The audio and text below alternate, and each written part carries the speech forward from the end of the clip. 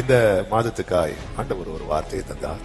நீ பயப்படாமல் பேசு, மௌனமாயிராதே, நான் உன்னுடனே கூட இருக்கிறேன். சத்தமாமேன்னு சொல்லுங்க பார்க்கலாம். ஆமே. தாவீது யுத்தத்துக்காக வந்தவன் அல்ல, சாப்பாடு கொண்டு வந்தவன். கோலியாத்து நிந்திக்கிற வார்த்தை, நிந்தை ஒரு பக்கம் வரும்போது இன்னொரு பேச்சு சேனைக்குள்ளே அடிபடுகிறது. இந்த கோலியாத்தை கொள்ளுகிறவனுக்கு ராஜா இப்படி செய்வார். தாவீதின் சகோதரன் சொல்றான், ஏய் நீ ஏன் நிக்கிற, நீ வந்த வேலை முடிஞ்சல, கிளம்ப வேண்டியதான் சொல்லும் போது தாவீது சொல்றான், நான் வந்ததற்கு ஒரு முகாந்திரம் இல்லையோ.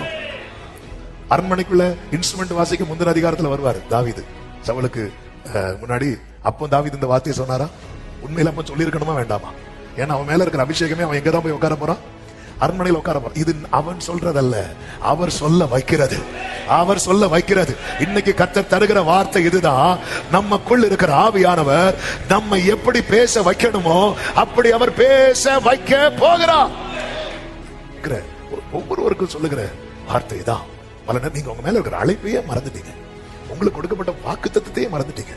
உங்க மேல அபிஷேகம் வைக்கும் போது உங்க காதுகளில் துணிக்கப்பட்ட தீர்க்க தரிசனத்தை நீங்க மறந்துட்டீங்க. நீங்க மறக்கலாம், கர்த்தர் மறக்க மாட்டார். கர்த்தர் அதை நினைவுபடுத்துவார். பேச முடியாத சூழ்நிலையில இத்தனை காலம் நீ இருந்திருக்கலாம். கர்த்தர் இந்த காலை வேளையில தருகிற வார்த்தை, கர்த்தர் உன்னை பேச வைக்க போகிறார். ஹல்லேலூயா.